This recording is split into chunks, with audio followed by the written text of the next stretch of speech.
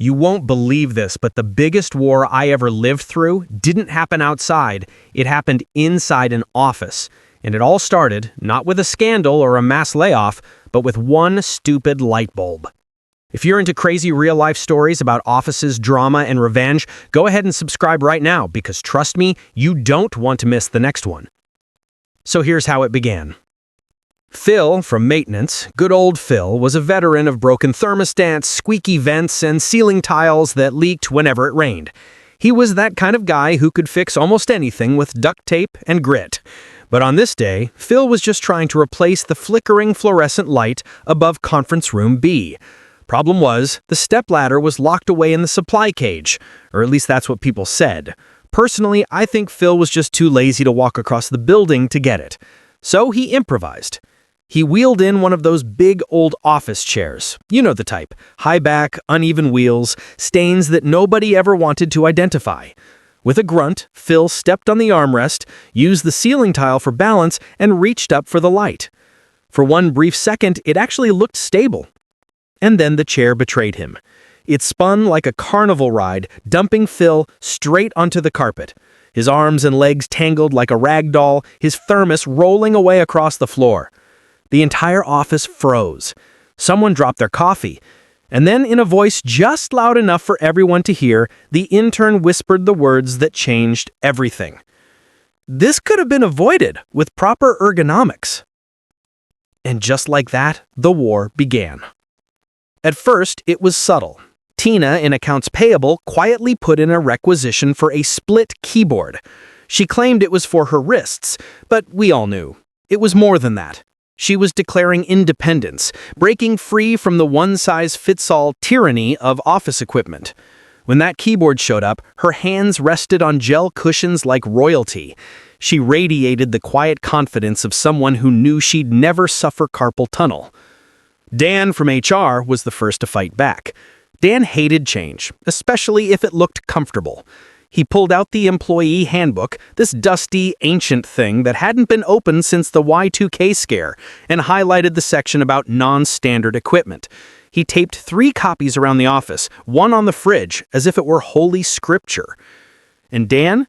He was still sore from filing Phil's accident report. 23 pages. A saga in a manila folder, 5 witness statements, each contradicting the last, a risk matrix colored like a lava lamp of doom, even a reconstruction of Phil's fall made with Microsoft clip art silhouettes. He'd stayed late for 3 nights, sighing into the fluorescent glow as he tabbed sections like it was a courtroom exhibit. From that day forward, Dan treated every ergonomic request like a personal insult. Tina, of course, ignored him. She actually took the very handbook section he cited, printed it out, and used it to prop up her monitor to eye level. That was when the office divided. Stacks of printer paper started appearing on desks, makeshift risers for monitors. People measured screen tilt angles like they were scientists. Jenny from design built her own standing rig out of candle jars and bamboo plat mats. She even uploaded a PDF blueprint titled Rise Up Final.pdf to the shared drive. Suddenly, there was a new kind of hierarchy. Not based on job titles, but on spine alignment. Those with raised monitors and wrist pads were the elite. The rest of us, just peasants, craning our necks. Dan wasn't having it. He launched his crusade. Drafted a 10-point plan to restore functional seating compliance. His vision? To replace every chair in the building with identical gray monstrosities. No wheels, no arms, no comfort. He called them the standard. When he showed us the sample chair, it was so stiff it squeaked like a dying violin when you sat down. Dan said with a straight face, "Mobility breeds chaos." That's when things escalated. One morning, all of the good chairs disappeared. The ergonomic meshback beauties, the ones with adjustable tension, gone, vanished, replaced with stiff budget chairs that smelled faintly of sadness. Nobody admitted responsibility, but whispers spread fast. Gary in IT started sitting unusually tall, suspiciously tall. Some said he'd hacked the facility's manifest. Others claimed he'd set up an underground chair railroad, moving ergonomic chairs into secret stashes across the building, locked closets, server rooms, even the HR file archive. One afternoon, I actually saw Gary emerge from a janitor's closet, arms full of mesh-backed glory, muttering under his breath, "Not today, Dan, not today." It only got crazier. Marketing barricaded their war room and declared it an ergonomic sanctuary. Inside, they had standing desks, balance boards, even one of those weird kneeling chairs no one knows how to sit on. Christmas lights glowed in the corners. It was like an ergonomic utopia. But outside, it was chaos. People fought over mice, vertical versus trackball versus gaming models. Barry from DevOps taped a mouse to his wrist and swore it shaved milliseconds off his workflow. Legal ordered stylus tablets for document markup, which was clearly just flexing. The air was thick with judgment. You could hear it in the way people scrolled. Dan struck back with corporate firepower, mandatory ergonomic training modules, pastel slides, soothing Scandinavian music, the phrase neutral spine repeated 57 times. Participation tracked, badges awarded. But then came his nuclear option, the stackable chairs. Truckloads of the standard arrived overnight, gray, soulless, ergonomically hostile. Facilities swapped out every decent chair with these interrogation devices. Office morale hit rock bottom. Gary's chair railroad was dismantled, hidden stashes uncovered. He even tried disguising a chair as a server rack, but eventually his last 3 were seized. After that, he started bringing his own folding stool, and nobody questioned him. Emails turned passive-aggressive, then just aggressive. People muttered about unionizing. And somewhere up in corporate, someone finally noticed.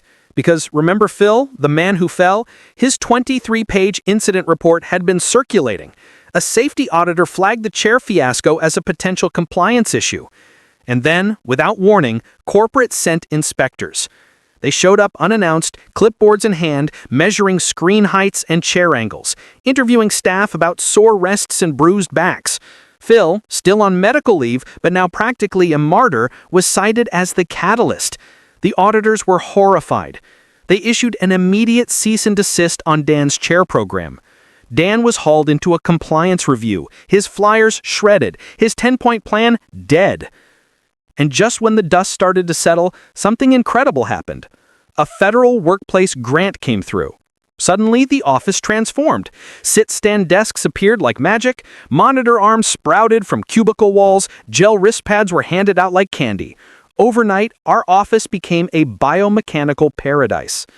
Phil returned, hobbling slightly, clutching a mug that read, "Fall forward, safety first."